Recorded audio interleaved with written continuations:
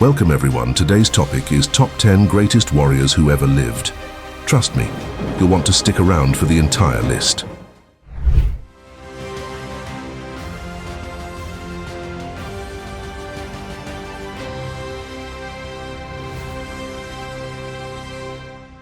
One, Richard the Lionheart. Richard I of England, born in 1157, was a central Christian commander during the Third Crusade. His victories against Muslim forces, especially the Battle of Arsuf, earned him respect even from his adversaries. Saladin, the Muslim leader, admired Richard's chivalry and military prowess. Despite spending little time in England, Richard's reign saw significant developments in English culture. His legacy as a warrior king endures, with his effigy proudly displayed in Westminster Abbey. 2. Hannibal. Hannibal Barca, born in 247 BC in Carthage, is best known for his audacious crossing of the Alps to invade Italy during the Second Punic War. The Battle of Cannae in 216 BC was a masterclass in military tactics, where Hannibal's forces encircled and decimated a much larger Roman army.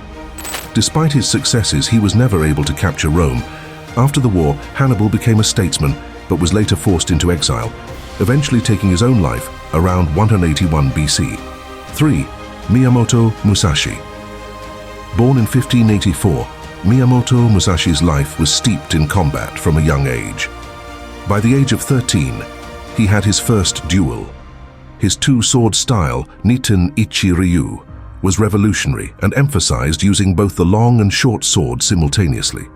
His book, The Book of Five Rings, delves into strategy, tactics, and philosophy, making it a staple read for modern businessmen and martial artists alike. Musashi also had a flair for the arts, excelling in calligraphy, painting, and sculpture, showcasing the depth of his character beyond the battlefield. 4. Attila the Hun.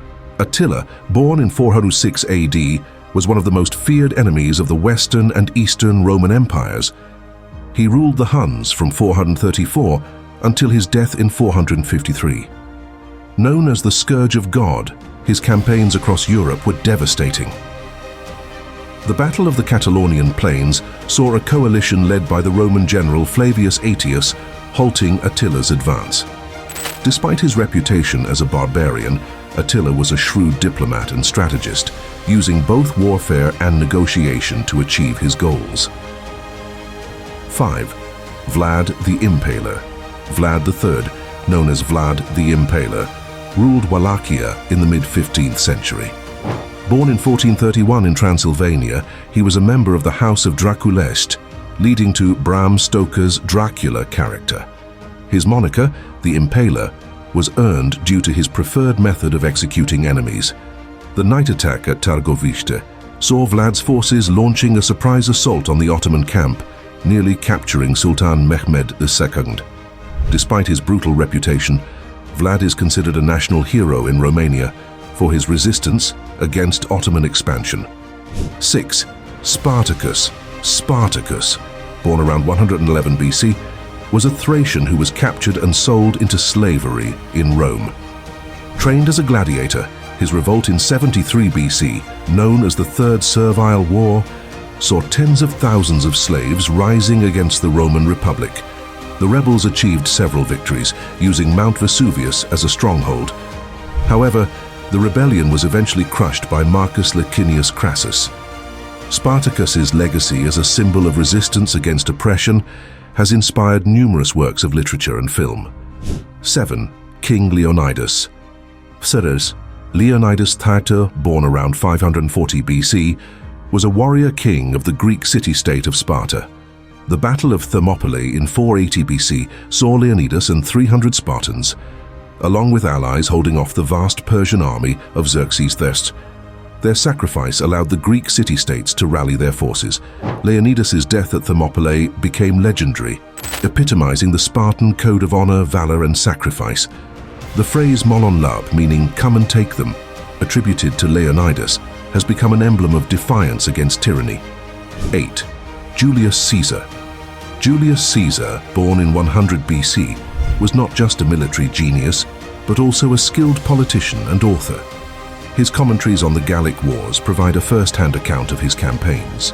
The Battle of Alesia stands out, where he used fortifications to trap the Gallic chieftain Vercingetorix. His crossing of the Rubicon River marked the start of a civil war, leading to the famous quote, "The die is cast." Caesar's reforms, including the Julian calendar, had lasting impacts. However, his increasing power alarmed many, leading to his assassination on the Ides of March in 44 BC. 9. Genghis Khan, born as Temujin. In the 1160s, Genghis Khan's early life was marked by strife and hardship. After uniting the Mongol tribes, he established a code of law called the Yasa, which streamlined Mongol governance and military strategy. His use of psychological warfare, spies, and disciplined military tactics made the Mongol horde a fearsome adversary. The siege of Nishapur, one of his most brutal campaigns, resulted in the death of hundreds of thousands in retaliation for the death of his son-in-law. His descendants, including Kublai Khan, went on to conquer even more territories, solidifying the vast Mongol Empire. 10. Alexander the Great. Alexander III of Macedon, commonly known as Alexander the Great, was born in Pella in 356 BC and was tutored by the philosopher Aristotle. His military genius was evident from a young age when he tamed the wild horse Bucephalus, which became his trusted steed in many battles. Under his leadership, the Macedonian phalanx, a tight infantry formation, became nearly invincible. His most notable battle, the Battle of Issus against King Darius III of Persia, showcased his tactical prowess. Beyond his military achievements, Alexander's influence spread Hellenistic culture throughout the known world, merging Greek and Eastern cultures which had lasting impacts on art, architecture, and science. Recipients of honor: Sir William Wallace. Born around 1270, Sir William Wallace stands as a symbol of Scottish resistance against English rule. His passion for Scotland's freedom was ignited early on, especially after the English executed many Scottish nobles. Wallace's leadership was pivotal at the Battle of Stirling Bridge in 1297, where Scottish forces achieved a significant victory against the English. His tactics and guerrilla warfare kept the English at bay for years. However, Wallace's capture and subsequent execution in 1305 only fueled the flames of Scottish rebellion. His legacy is immortalized in the Scottish Declaration of Arbroath and popular culture, reminding all of the price of freedom. Saladin. Yusuf ibn Ayyub, known as Saladin, was born in 1137 in Tikrit, present-day Iraq. As the first Sultan of Egypt and Syria, he founded the Ayyubid dynasty. Saladin's chivalry and just rule made him a respected figure even among his adversaries. His recapture of Jerusalem from the Crusaders in 1187 was a significant turning point in the Crusades. His interactions with Richard the Lionheart during the Third Crusade showcased mutual respect, with both leaders often exchanging gifts and courtesies. Saladin's legacy is not just that of a military leader, but also of a just ruler who emphasized education, infrastructure, and the well-being of his subjects. Sun Tzu. Sun Tzu, a legendary figure from ancient China, is best known for his treatise, The Art of War. While the exact details of his life remain shrouded in mystery, his work has endured for over 2 millennia. The Art of War delves into strategy, tactics, and the philosophy of combat.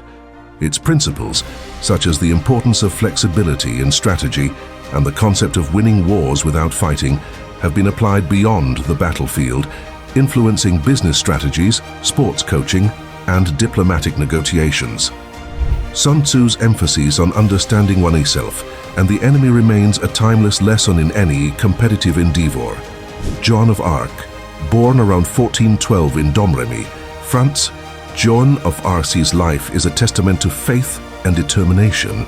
At a young age, she claimed to have visions from saints instructing her to support Charles VII and recover France from English domination. Her presence was pivotal during the Siege of Orléans, turning the tide in favor of the French. Joan's capture and trial by the English saw her being accused of various charges, including cross-dressing, as she wore male military attire. Her execution at the stake in 1431, at the age of 19, was a tragic end to a life driven by purpose. However, her canonization as a saint in 1920 by the Roman Catholic Church solidified her status as one of France's greatest heroes.